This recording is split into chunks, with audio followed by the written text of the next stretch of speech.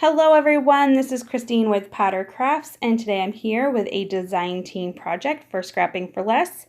Today I am making a scene with this stamp set here from the Greeting Farm called S'more Fun. This is going to be a slight challenge for me today because I will be using some of masking paper from Inka Dinka Doo. Usually I use full adhesive Post-it, but today I'm actually going to stamp out a scene and color the whole thing with Copics. And that is something I don't really know if I've done an entire card only using stamping and Copics. So we're going to do that today. So first thing I'm going to do is stamp out all of the images onto the masking paper. I kind of have an idea what I'm doing for this card at this point, but I'd rather stamp out everything and not need something than to already do all this stamping and then need something. So we're going to stamp it all out. The trees a couple of times because I'm going to be using Copics to color the ground and the sky, so they all need to be covered. So on my paper here, I've got it cut down with a large stitched rectangle die. I am using the masking pieces to kind of lay out what my scene is going to look like. Once that's kind of where I think everything's going to go, I'm going to go ahead and grab each one of the stamps again and stamp them out and then add the masking paper right over the top. I did fussy cut the masking paper. For anyone that has watched any of my videos, you know I really hate fussy cutting. But I will tell you, these images are pretty easy to fussy cut. I didn't find it took me a lot of time at all to do that. Granted, it's just also masking. But because I was coloring completely on top of around the masking pieces, I did want to try to make sure that I did a good job cutting these, but again, it really wasn't all that difficult. So for these trees, I decided I want trees behind all of these tents and then on the other side. So I don't show all of that because eventually I have to stamp more trees and cut them out. So my thought process was we're going to have this man, boy, he's on a camping trip. I'm not sure if he's out with his family or scouts or whatever, but he's on this camping trip. So he's sitting out here by his fire. There's his tent right there. We've got other tents and campers from other campers. And some campgrounds are really into the woods, and so there is a lot of brown space and not so much green. There's a lot of dirt areas.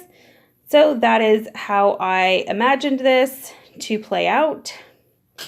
So I'm just using a variety of different browns. At first I do try to lay out all the caps for you, but by the time I am done coloring this entire scene, I swear I used almost every single marker I own. So eventually, I apologize. I get a little lazy with putting the caps up because I'm just kind of focused.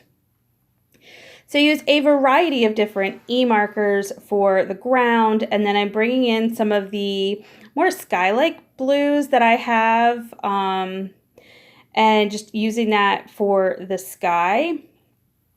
And then once I'm done those two pieces, I decided I don't want the sky to go below those trees. So I'm just coming in with a couple of different green markers, and we're going to add just a little bit of grass on that little path, which in my mind is a little dirt road leading up to where all the campers go. And now we're going to go ahead and take the masks all off. And of course, I think everybody loves that part. I did have it bleed through into places you won't even notice it because it does get colored over. So overall, I'm pretty happy with this Ink-a-Dink-a-Doo mask paper. I don't think the Post-it could have handled as much ink that I got on there. So, if your budget allows, definitely get some masking paper. But if you're on a more strict budget, the full adhesive Post-it does work. If you're just going to be adding a lot of ink, you might want to maybe put 2 pieces of Post-it, like one over the other. So I'm coloring in all of my tents, and I'll color in the camper. And I do color the inside of the tent the same color. And then I'm going to end up coming in with a cool gray, like one of the, I don't know, I think it's C5. It could be C3, but I think it's C5. And I'm going to color the inside of those tents with that, because if you're looking at a tent, when you look inside, you're still going to see the color of the tent. It's just going to be a darker color. And I am limited on the number of colors that I have. And if you don't have a darker color that you're using, you can, and I should say, and you do have some either warm grays or cool grays, or I think there's some neutral or toner grays, go ahead and use those in those colored areas, and it will help darken it up a little bit. So we're just going ahead and coloring the little boy in, the fire, and here I am coming in with the gray marker. And you see how it just darkens it up just a little, but it doesn't really take the color away.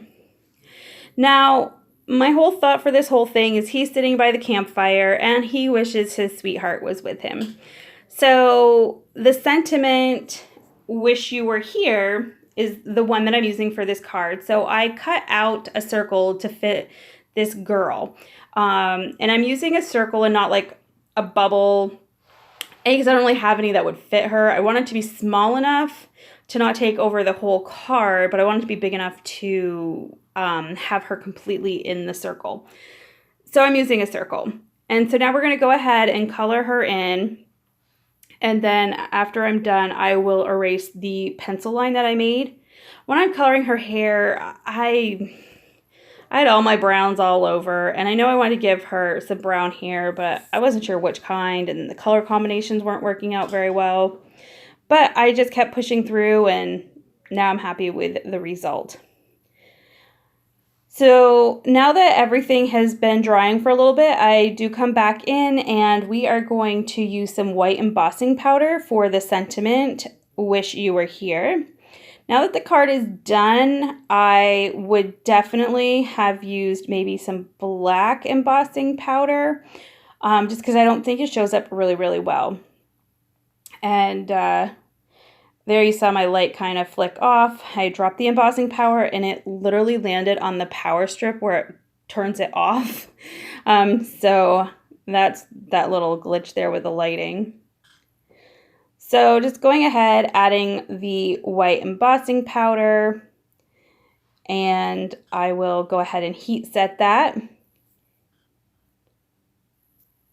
And I always pick it up because one time I didn't and it blew all over and it was quite a mess.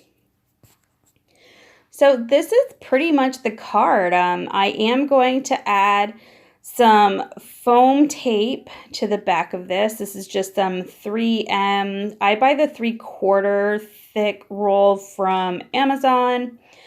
It's a little bit, at least at the time that I purchased it, it was less expensive than the 1/2 inch, and I do have to cut it a lot more as maybe the other size, because I have had both sizes, but I'd rather get a little extra and have to cut it.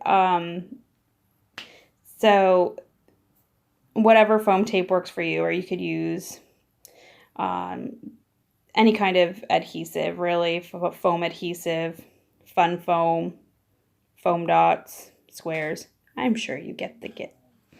So anyway, I'm going to go ahead and peel this backing off, and I'm going to bring in the card base and just put that down. And then as I'm putting this down, I remembered I forgot to put the little bubbles in, and I was going to use a stamp for that, but since I have all this foam tape, I didn't want it to not stamp right, so I'm just using a black pen and filling in those little dots.